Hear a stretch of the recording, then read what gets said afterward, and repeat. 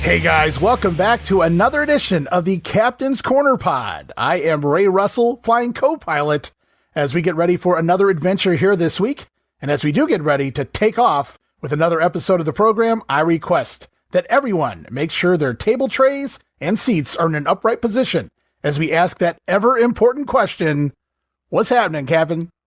What a time to be alive for episode number 5. My man, Rugged Ray Russell, here on the Captain's Corner podcast. I want to thank you for being a co-host, co-pilot for all the fun we've been having over the last few months, Ray. And we're going to have a hell of an episode today. We've got a great guest that we're going to tell everyone about. And lots of big news happening in the Captain's Corner world that we're going to be diving into as well. Well, that's great that there's always big news coming up in the Captain's Corner world, right? But let's talk about, if you don't mind, why don't you tell everybody what you've had going on recently, Nick? Yeah, sure. So since our last episode, we had another virtual signing with Captain's Corner favorite Eva Lise, La Sicaria. You know, she's been Shine Wrestling, NXT, AEW, and that went well too. We were public signing in Springfield, Massachusetts. And then we had a virtual signing with one of the hottest tag teams in AEW right now, the Outrunners. The Outrunners, Turbo Floyd, Truth Magnum. They are as entertaining off air as they are on air. And I can honestly say it was one of the most entertaining virtual signings we've done in a long time. And just this past weekend, we've had another Captain's Corner favorite, former Olympian, former World's Strongest Man competitor, the one and only Ken Patera. And awesome. Ray, Ken Patera, I don't know if you ever spent any time around him, but he is someone that is always fun to be around. Yeah, see, I didn't realize that you had Ken Patera coming up. I would have, sent him a McDonald's gift card to sign. I don't know how well that would have went over. Oh, that's heat, Ray. So that's, I can tell you as someone. Go ahead. No, I was just going to say, I wanted to correct you on one thing in regards. So you said former Olympian Ken Patera. I'll have you know, Bob Roop has corrected me in the past. Once an Olympian, always an Olympian. You're never a former Olympian. You're right. I never knew You're that. right. I shouldn't say that. It's not a title that can be lost at any point. But yeah, that McDonald's gift card would not have went over well with Ken. Although I will tell a quick side story that one of the first virtuals that we had with Ken Patera, we've had him on our feed before a couple times in the past, and this recent signing, it was a private signing, but when we've had them in the virtual world on Facebook, one of the things we always ask our guests, before we go on live, hey, is there anything that you'd rather not talk about? And, most of the guests say, no, I'm an open book. Some tell us, what they'd rather not be asked about on air. And Ken was like, don't bring up that McDonald's thing. And I said, absolutely, Ken, I would never do that to you. Within the first half hour, Ken is bringing up the McDonald's incident on his own without being provoked or questioned by me in any way, shape, or form. That's the way to do it, Nick. Just let them tell their story and let them just having a good time. A lot of podcasters, and I know that's not what you were doing with Ken at that point in time, but a lot of people want to interview people, and it's more like, let's just have a fun conversation, and whatever comes out, comes out. And that's pretty damn awesome to hear, though. Yeah, and when you're working with Ken Patera, you let Ken Patera take the lead. So when Ken wanted to go down that road, I just kind of followed him. But right. Ken is he's had such an amazing career. I mean, everyone talks about his time in the AWA, the runs, he had multiple runs in the WWF, the run with Stud, the run as the heel IC champ, right. Then the return against the Heenan family. But Ken had a huge match with Antonio Inoki in I forgot if it was 80 or 81. And, he had a bunch of great feuds in Memphis as well. Ken's had a really great career, promoted a lot after his in-ring career ended in the Minnesota area. So anytime we could work with Ken Patera at Captain's Corner, we're always up for it. Yeah, what a career. Former Missouri heavyweight champion, which a lot of the NWA world champions were Missouri champions. Kind of a grooming title in many aspects in regards to, before you break it or make it to the NWA world title. And Ken Patera had that, and he had that at the same time. So he was an NWA champion and the WWF Intercontinental champion at the same time. Unbelievable. Wow, that's not something that I'm sure many people could say, to have held an NWA title and a WWF title at the same time. Absolutely. So that's very cool. You had a lot of people going on, doing in the Captain's Corner world recently. Do you have who's coming up next? Who are some of your upcoming guests? As we're going to talk about the Wrestling Classic, which is going to be November 16th at the South End Community Center in Springfield, Massachusetts. Our guest is one of the featured talents is going to be with us at TWC5. But recently we spent a lot of time promoting and building up the Portland Wrestling Expo, which is taking place on Saturday, February 22nd. We actually had tickets go on sale just this past weekend. And Ray, to be honest with you, it was one of our best opening weekends yet for any convention we've run. The Portland fans are ready for the PWE in February. And, we put tickets on sale 4+ months out just because, based on early feedback, there were a lot of people that wanted to plan flights, book longer vacations around it, and in some cases even come back home. So it's not like maybe your standard wrestling show where, 5, 6, 7 weeks, you can put tickets on sale and then kind of just, watch things develop. We wanted to give everyone enough time to save the date and then enough time to budget for tickets. And it seemed to work really well because a lot of people reaching out to me, they're booking flights, they're booking hotels, and they're buying tickets for the Portland Wrestling Expo, February 21st and 22nd at the Holiday Inn Portland Airport. So we've had a bunch of guests on. We broke some news here at the Captain's Corner podcast by having a announcing Ricky Santana. Most recently, we just announced another Portland legend, Moondog Moretti, will be at the Portland Wrestling Expo on February 22nd. Ed Moretti, I saw that on your Facebook. Very cool. Yeah, I met Ed at the only time I went to the Cauliflower Alley back in 2018 or 19. Scott Casey had invited me. This is when we were doing the build up to Scott's book, and Scott was there, and he was inducting actually Harlem Heat into the CAC. And when I was there, I got to bump into Ed Moretti and talk to him for a little bit. I remember thinking, like, wow, he was so personable. He was just so outgoing. I was like, I made a mental note. I'd love to work with him down the line. And then setting up the Portland Wrestling Expo in February, everything kind of fell into place where that was going to be the weekend where I'm able to work with Ed for the first time. And I've got a bunch of other first-time guests of Captain's Corner that we're going to be announcing in the next couple of weeks. So awesome. I'm really excited about the Portland Wrestling Expo. I hear Bertie tell me you may be coming out to the Northwest, right? I certainly hope so. It's with ample time to plan, anything's possible. And I would absolutely love to, because I'm just so happy for the Pacific Northwest, the wrestling, the fans, the history. It deserves something like this. I'm happy, Nick, that you're bringing it there. It's not cliche to say just because we're doing a podcast together. It's very cool. Nobody else is doing it. And I think, that's another reason why you're probably getting a lot of interest is because people have been waiting for this a long time. And it took Nick Masci to bring it to life. That's pretty damn cool. Well, thank you, Ray. And yeah, but big part of my fandom is the territories. We're both old school guys, but, having the chance to run conventions in New England, to run conventions in the tri-state area, to run conventions in Florida, those are all places where some more than others, but there are active conventions outside of my own. With the Portland Wrestling Expo, though, this is literally the first standalone pro wrestling convention to I believe has ever happened in that area. Of course, there's some fantastic indies that might bring in a talent or two from either the older years or straight off AEW TV or maybe even straight off WWE TV. But this, we're talking, anywhere from 15 to 20 different wrestlers, past and present. They're going to be there in convention format. So, like you said, the buzz has been fantastic. I'm energized for it. And just when I know what's coming up with some of the announcements we have to come, when I know we actually talked to someone recently that's going to be having us on a very big platform to promote the show that we're excited about. A lot of cool stuff coming up, and I can't wait to spill some of the beans. But yeah, that's February 22nd, the Portland Wrestling Expo, Holiday Inn, Portland Airport. Now, you have things going on. Before, you were just promoting the 22nd, but now am I wrong in stating that I believe you have some things going on the 21st as well? You are not wrong at all, Rugged Ray. And our good friend, The Grappler, we are going to be doing a one-man show the night before. So Lenny Denton, someone, The Grappler, we've worked with quite a bit. And he's such a good storyteller that we figured we kind of had to give an appetizer to the main course of the convention on Saturday. And that's what's going to happen on Friday, February 21st. It's going to be The Grappler's Pro Wrestling Road Stories, uncut and uncensored. It's going to be right around 90 minutes, and 60 minutes of that being Grappler's one-man set.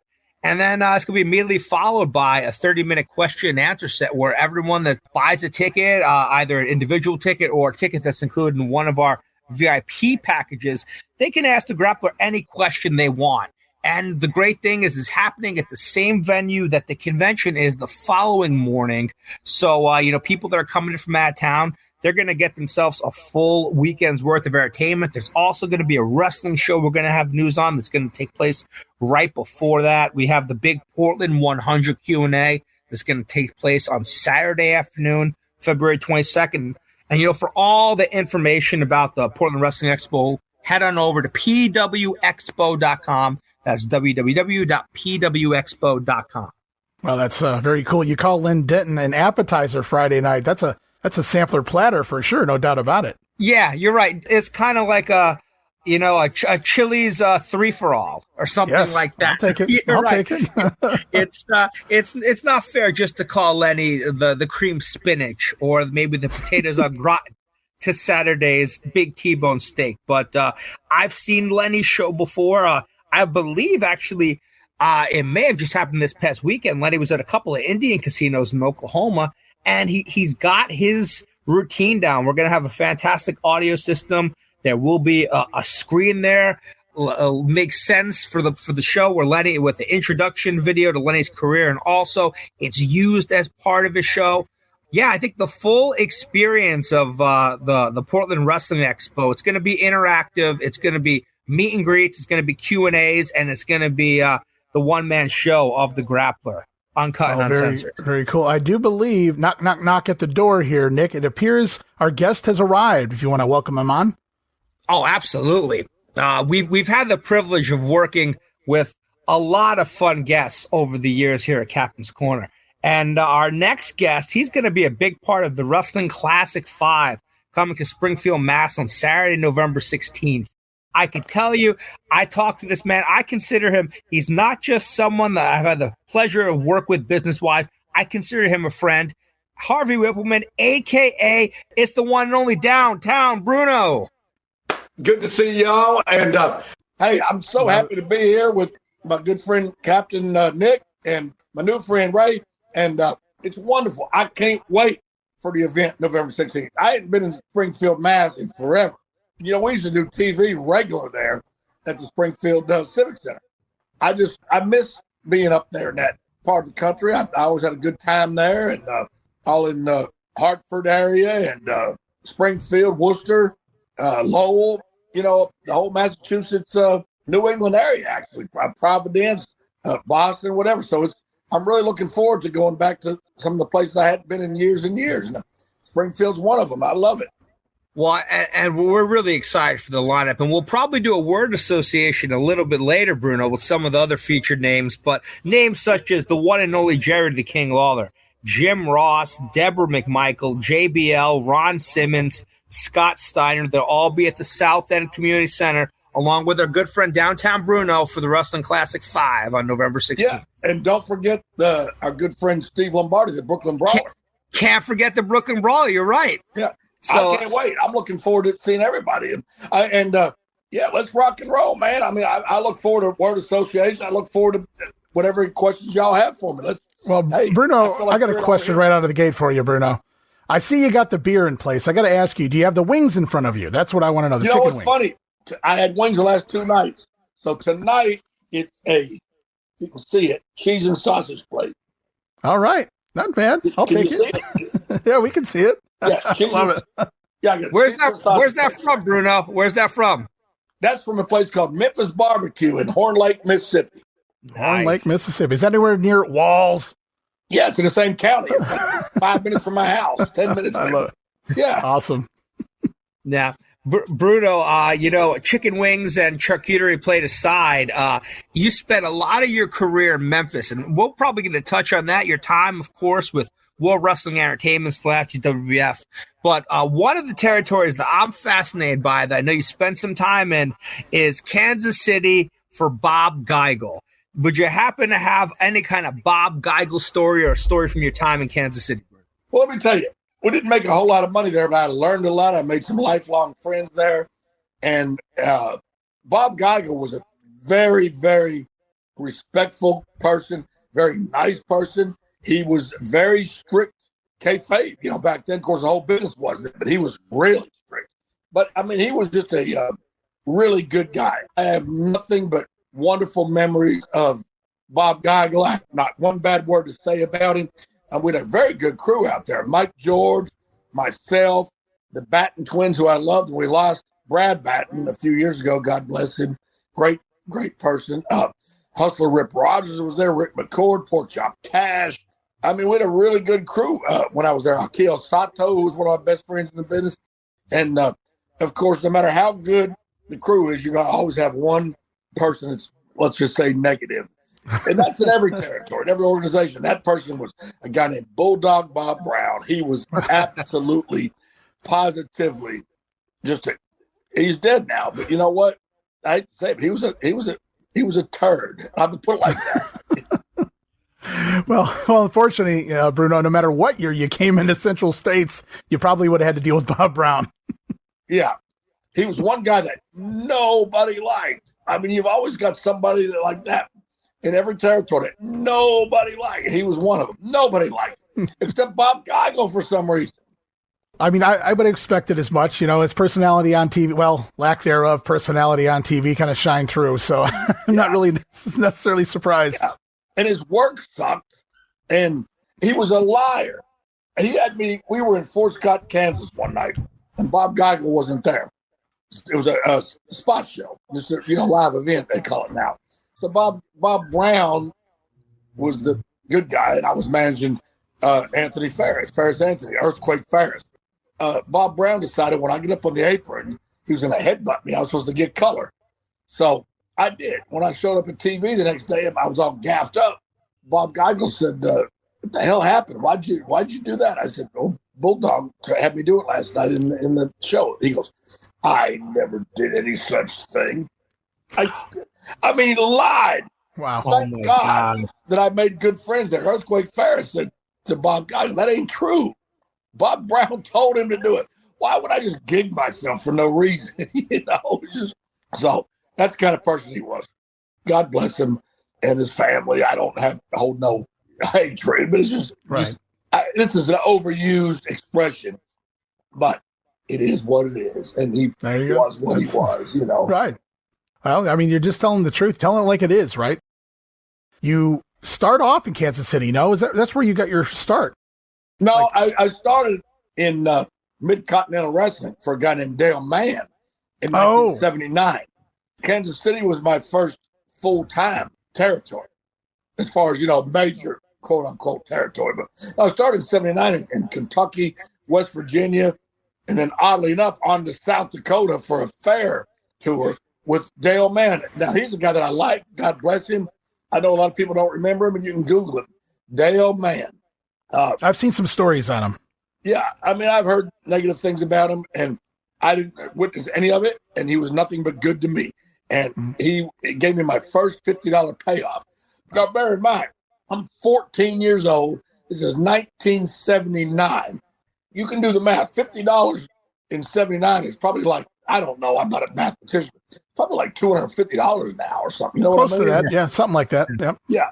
So he was and he didn't have to treat me well. He could have got away with giving me crap. He took care of me. He was good to me. And that's where I started at Mid-Continental Wrestling, MCW, for Dale Mann. Now, Bruno, one of your big runs that took place over the course of, a decade plus was, of course, working for Jerry Jarrett and Jerry Lawler in Memphis. Now, what's so fascinating about when you come in, Bruno, and I could have you, kind of elaborate on this a bit, is that Jimmy Hart, a few years before that, had been the top manager / heel in the company for a long period of time. Right.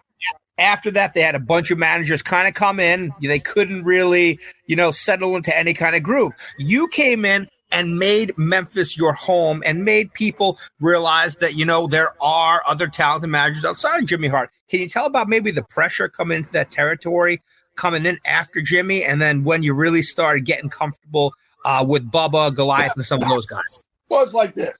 Yeah, Jimmy was the man, without doubt. He still is. I love Jimmy. Great guy, great manager. And he opened the door for guys like myself.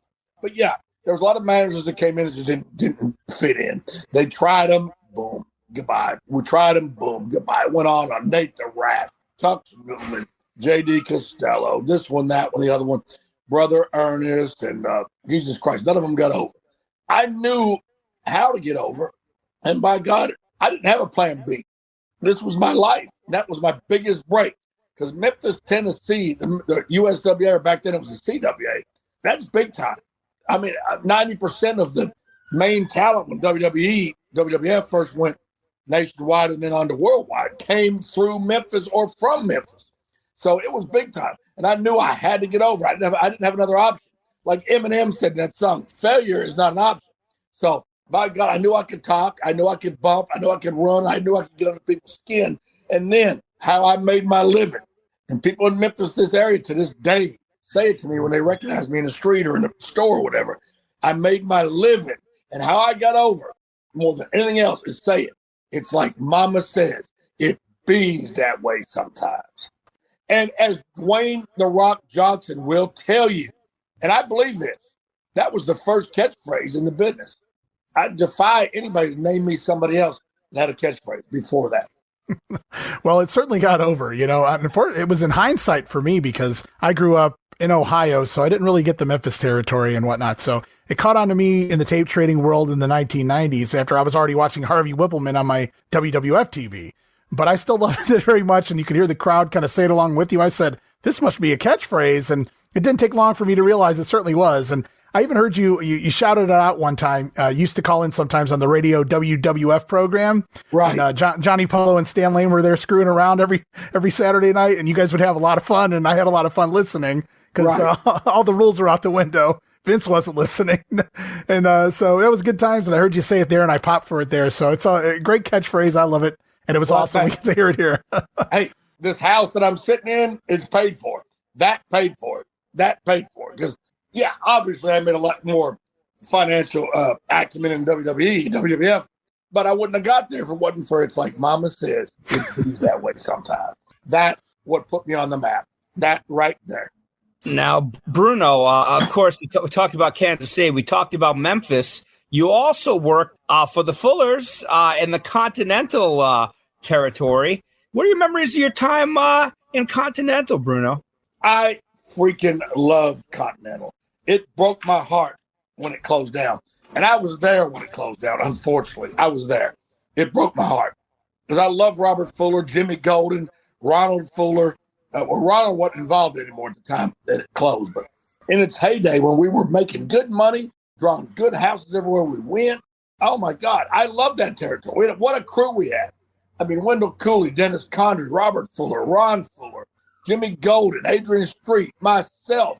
Cactus Jack, right? At one point, Cactus Jack, yeah, Maniac Mike Davis. And, of course, Lord Humongous, Sid, Nightmare Danny Davis, not to be confused with Dangerous Danny Davis. You know, just a wonderful, the trips weren't bad. The money was good. Things were cheap back then. I mean, you can get a decent motel back then for $22 or whatever. And I mean, I'm not talking about one that you find crack whores in and alcoholics and drug addicts. I'm talking about a decent hotel. Because back then, it's funny. There was always a billboard on the side of Interstate 65 near Decatur, Alabama. Decatur Inn, $40 a night plus tax. Nowadays, if I told you it was a $40 hotel, you'd say, oh, what are you going to pick up a whore? Or are you going to go shoot heroin?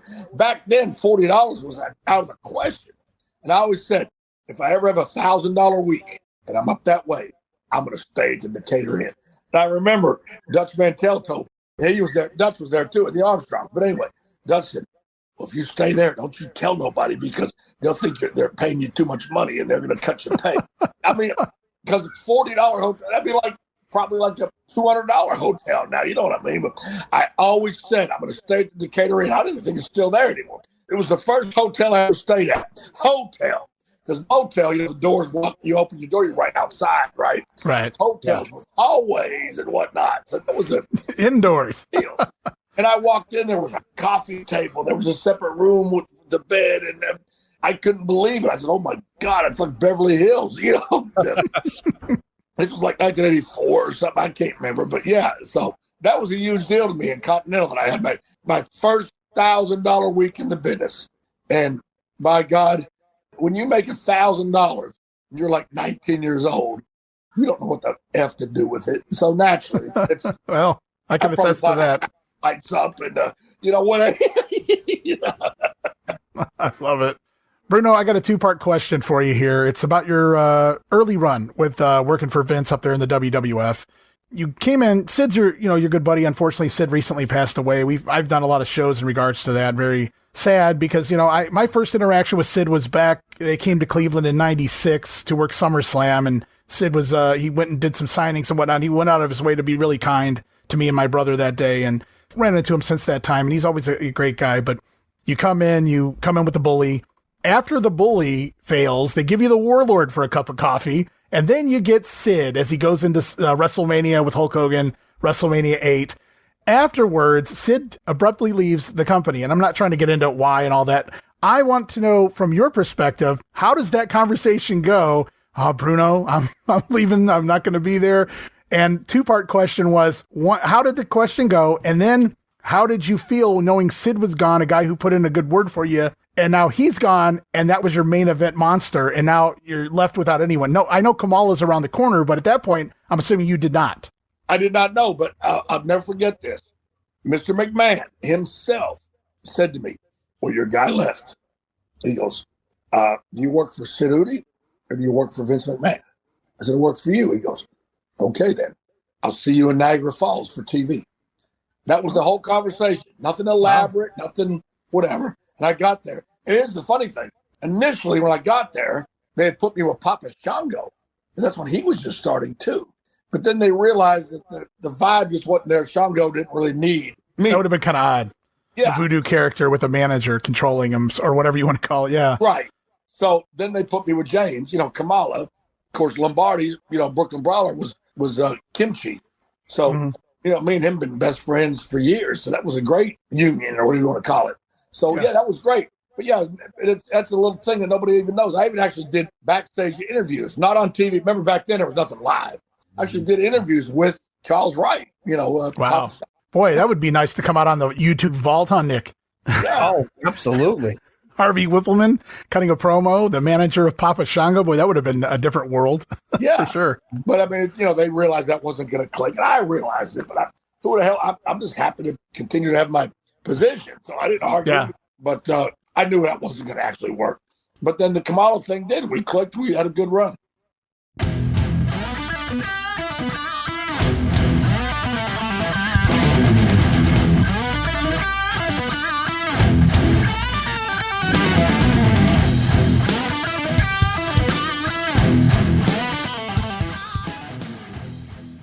Hey guys, Ray Russell here, curator of the WrestleCopia Podcast Network, inviting you guys to listen to many of the programs here as part of the WrestleCopia brand, including, but not limited to, the Wrestling Memory Grenade, currently covering the 1988 and the WWF project. You can also listen to the Regional Wrestling Podcast, where we talk the territories, whether it's Jamie Ward with Georgia 81, Roman Gomez with the UWF in 1986, or Gene Jackson covering Memphis in 85. 3 projects going on right now over there at Regional Wrestling. You can also listen to the Wrestling Stoop with the legend himself, Bob Roop. Bob goes back in time each and every week, covering not just his career, but countless stories and interactions with hundreds of wrestling names spanning his 2 decades in the business. But that's not all. You can also check out the Puro Wrestling Academy with the professor of Puro Resu, Mr. Dan Ginnity. Dan and I go back in time and cover the history of Japanese professional wrestling in the English language. And you can listen to all of those shows and more, all part of the WrestleCopia Podcast Network, located over at WrestleCopia.com. That's WrestleCopia.com, and anywhere your podcast streaming needs are met, from Apple to Spotify, Pocket Cast, and beyond. And of course, now would be a fantastic time to become a WrestleCopia patron over at Patreon.com/WrestleCopia. That address again, patreon.com/WrestleCopia, where you get so many gifts, including all of my insanely detailed show notes for every episode of The Grenade Show, Regional Wrestling, and the Monday Warfare podcast. You'll also get early access to a lot of the podcasts here on the WrestleCopia brand, where you can listen days and sometimes as much as a week earlier than the rest of the listeners. But that's still not all, guys. You also get at least a dozen digital downloads for your viewing and reading pleasure each and every month, plus random bonus video drops, and of course, the Patreon exclusive Watch Along series covering mini past WWF and WCW events. And if that's not all, Videocasts, also now a part of Patreon. No subscription, cancel anytime. Give it a try for a month, guys. I think you'll like the content that I offer, and every penny of it goes right back here into paying the bills. So if you're looking to support that next up-and-coming podcast brand, please consider making it WrestleCopia. Help me pay some of the bills to keep the WrestleCopia Podcast Network and all of the great shows here up and running for the months and the years to come. Hey everybody, Gene Jackson here, inviting you to check out the Retro Wrestling Review, where each week I'm joined by some great co-hosts who help me review classic episodes of USWA Championship Wrestling, and right now we are doing week-by-week reviews of 1993. But we don't just do reviews, sometimes we get a chance to interview some of the people who were there and lived it, plus do watch-alongs. It's a lot of fun, so check out new episodes that drop every Wednesday at WrestleCopia.com, and to find links to everything associated to the podcast, you can go to USWApodcast.com. Now, Bruno, we were going over talent before, talking about talent in the Continental area. You brought up a lot of a certain group that you were affiliated with, not only in Continental, but Memphis, the Stud Stable, Jimmy Golden, Robert Fuller. Why don't you talk about your time with the Stud Stable? And you guys had great chemistry on air, what your relationship was like, you know, maybe going from town to town, sitting with Robert Fuller, who was already an 18-plus year pro, third generation. Oh, it was great. I mean, me and Robert were very close. We traveled together for on and off for years. Jimmy Golden, his cousin, great guy. Oh, my God. I mean, I'll tell you the truth. We all sent the stock up for Anheuser-Busch. Yeah, but we drank more beer. Me, Robert Fuller, Jimmy Golden, Phil Hickerson, Jesus Christ. We drank more beer than dadgum Oktoberfest. And this is on a daily basis. I'm surprised I ate 300 pounds or in rehab. You know, that's all we did was drink beer and eat. Drink beer and eat. And excellent metabolism there, Bruno. Oh, my God. I still drink beer, but I don't smoke cigarettes no more like I used to smoke cigarettes, which probably contributed to this freaking voice I got. But I wouldn't smoke a cigarette now if you gave me $1,000. I'm 59 years old now, or I will be in 3 weeks. I take care of myself now. But back then, put it like this here. Like Ray Stevens said one time, and I always go with what he said. If I knew I was going to live this long, I would have took better care of myself. But, yeah, I had a great time in Continental. I had 3 runs in Continental, 2 runs in Kansas City, and basically one long run with some interruptions in Memphis, let's say. You know, right? Yeah. I left for a while and came back, but I was always a Memphis person. Any other place I went was temporary. Up until I went to work for WWF, you know, Memphis was it, you know. And even when I was not there, I was still a Memphis guy. And everybody knew that. All right, so I got another one for you, Bruno. You've this is your third WrestleCopia Podcast Network interview you've done in the last week or so. You've got to work with Gene Jackson, you talked with Doug Gilbert, and now you're here with Captain Nick and myself. So that's pretty damn cool. But Gene was talking to me the other day, and he said, I started to talk to Bruno about something, and Doug cut us off, and we went a different direction, and we never got back there. So I'm going to do this for Gene, and I was going to ask you, tell me a little bit about Bertha Faye and your relationship, or maybe not so good relationship, working with Bertha.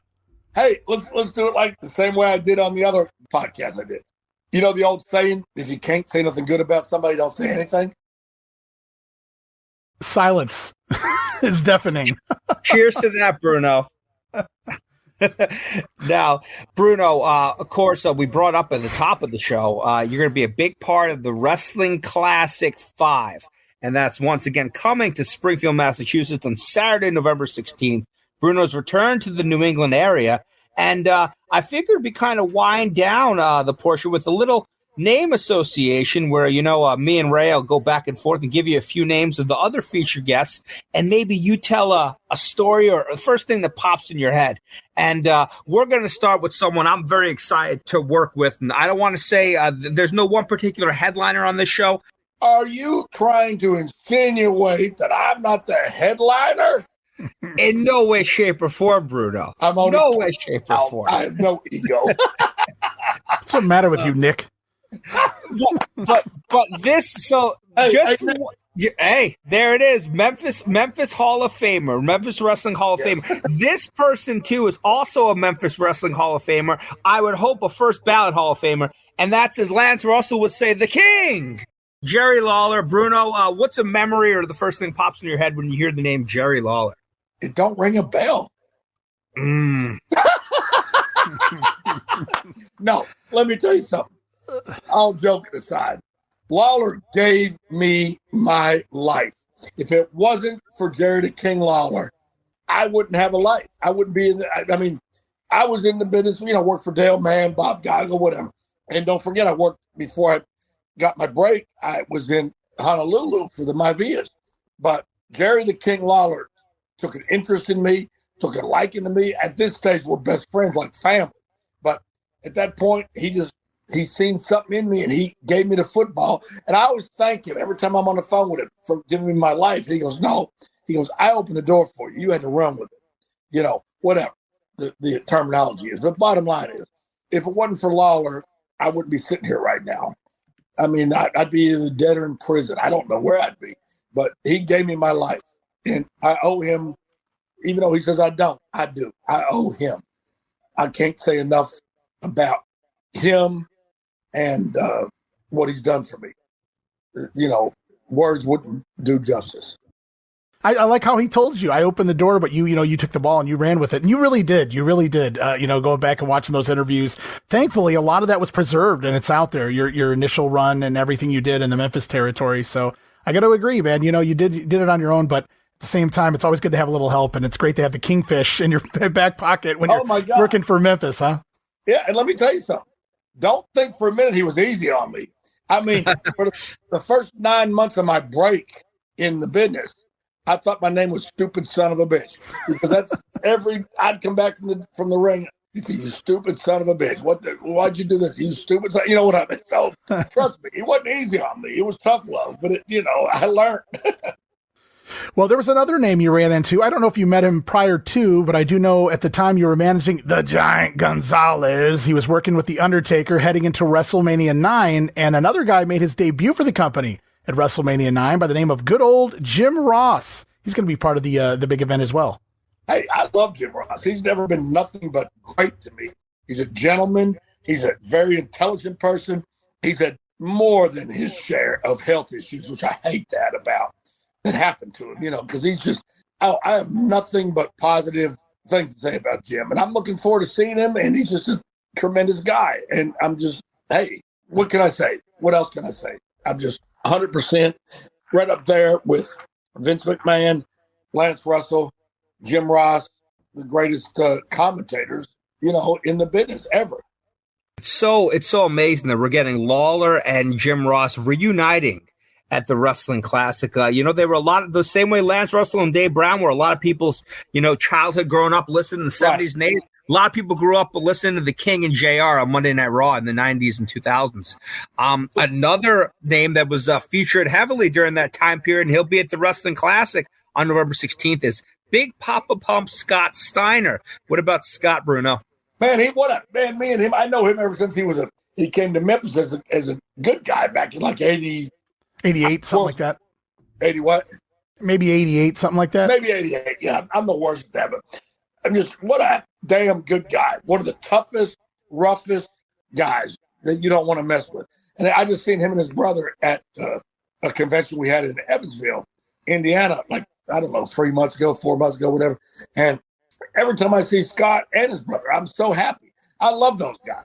They're good guys and just tough, raw-boned He-Man, and I can't say enough good about them. I don't have one thing to say negative about him or his brother. I love Scott Steiner and his brother. I never met Rick's son, but I see nothing but tremendous talent in that young man. So God bless all of them. Those Michigan guys are tough son of a gun. So back in the day, back in the mid-'90s, they kind of phase you out as a manager. You're still working with the company, and they even do a couple of routines where you're going to become a referee, and we do all of this. And during that time period, several new talents begin to come in because the Hulk Hogan era is behind us and all this new talent's coming in. And I wouldn't call him green to the business because he'd already been in the business for like a decade prior to this. But in 1996, Ron Simmons debuts as Farouk Assad with the lopsided styrofoam helmet. It's lopsided, guys. Go check it out. You can't unsee it once you see it. But I was going to get your take on Ron Simmons. I love that guy. He's another one. I mean, you haven't mentioned the guy yet that I have nothing but positive things to say about. Me and Ron are very good friends. Every time I see him, he hugs me. I hug him. We talk. We laugh. I mean, you talk about a tough guy. That's another one. Trust me when I tell you, you ain't going to get one over on him. You know what I mean? He's tough and rough, but a nice guy. He's not a bully or nothing like that. You know, he's just a good guy. And you'll never hear a bad word about him. And if somebody does say something bad about him, they're lying. Well, Bruno, we've done word association with Jerry Lawler, Jim Ross, Ron Simmons, and Big Pop Pump Scott Steiner, and I'm gonna close our last word association because I missed him on the front end, and that's our close personal friend, the Brooklyn Brawler, Steve Lombardi. Gonna give Steve a shout out. He'll also be at the Wrestling Classic on November 16th. When we say Brooklyn Brawler, Steve Lombardi, what's the first thing that pops in your head? Oh, we're best friends. We talk on the phone literally every day. We're just because we're not on the road together no more, except when we do these great events like the one you've got coming up. We don't see each other as often, but we talk every day. You know, me and him were both featured on actors playing us, of course, but on Young Rock, you know, the NBC TV series that about, you know, Dwayne Johnson's upbringing, childhood and whatnot. You know, we were both on there, and that's a great honor in itself. But I'm telling you, when me and I make sure if it's in your wherewithal, me and him are at the same table or sitting next to each other at the convention in Springfield, because we have such a good time with each other, just hanging out and getting the people to come over and meet us. They can get pictures with both of us or either one of us, and we always have a great time. So, I mean, yeah, nothing but positive. We're like family. I mean, literally, we go back. I mean, we traveled together on and off for like 30 years. And Bruno, I know the guy who's taking care of the table arrangements for that show, so I think I'll be able to make that happen where you and Brawler are in close proximity to each other. Yeah, I heard that the guy that was doing the table arrangements, a really handsome, good-looking guy from Connecticut. The check's in the mail, Bruno, but he's so handsome. He hides his face. Yeah, it's not a good day for the captain, but it will be a good day to everyone that's in Springfield, Mass. on Saturday, November 16th. What a lineup. Jerry Lawler, Jim Ross, the APA reunion, Scott Steiner, Brooklyn Brawler, Deborah McMichael. The list goes on and on. Of course, our good friend, Downtown Bruno. Bruno, where can you tell everyone where they can follow you on social media? And what do you want to say to everyone that maybe listened to you now and come out to see you in a couple of weeks in Springfield, Mass? Okay, now here's the thing. I want everybody to know this. Me personally, as a person, I don't have any social media. So if you ever see Twitter or Facebook or TikTok or whatever goes on now, Instagram, it ain't me. The only official thing for me on social media, my dear friend Dan Matthews, Dangerous Dan Matthews, who runs Net Pro Studios, which is a wrestling school out of Kingsport, Tennessee, one of my closest friends. He has got a Facebook page that he runs on my behalf called Downtown Bruno Bookings and Appearances. So if you want to see where I've been or where I'm going, go to that on Facebook. And if anybody wants to book me for an event, a convention, a special referee thing, or just whatever, have me sign something, whatever, just go to Downtown Bruno Bookings and Appearances on Facebook. And that's how you can, reach me. And also, seriously, no joke, our good friend Nick, Captain's Corner, knows how to reach me. If you would be more comfortable reaching out to Nick about, the captain, about having me on an event or whatever, that's fine too. And I'm sure I'm not overstep my bounds. I'm sure you don't mind doing that, Nick. Oh, not at all. We always love working with Bruno, but if anyone is looking to book Bruno for anything, we've worked with Bruno enough times over the last 5 years or so where we could make sure we get that information in Bruno and get everything set up. And once again, everyone's going to be within a few hundred miles of Springfield, Massachusetts. Head on over to the South End Community Center to where you can meet Bruno, Brawler, Lawler. Bruno, Brawler, Lawler. That rhymes. There you go. 24 other stars for the Wrestling Classic 5. Bruno, can you take it home and hit us with what may have been the first catchphrase in pro wrestling? Everybody, come on out and see me. Meet me November 16th in Springfield, Massachusetts, and you're going to have a great time with me and all the other superstars and legends of our business. And you know why? Because it's like Momma says, it bees that way sometimes. Awesome. I love it. What a way to end the interview. Only way you can do it. And I love it. Thank you so much, Bruno, for being here, man. It's a pleasure to have talked with you. Pleasure. All mine. God bless you. God bless Nick. God bless Cleveland, Believe Land, and everybody go on down to the Winking Lizard down there at the Galleria. Love you, Bruno. Love y'all. Good night. All right, man. Another boy, Nick, you knock it out of the park one right after another here on the show. We got a great interview every time. I don't never have to worry about walking in what I'm walking into, man. You set us up with just the greatest people and the greatest conversations.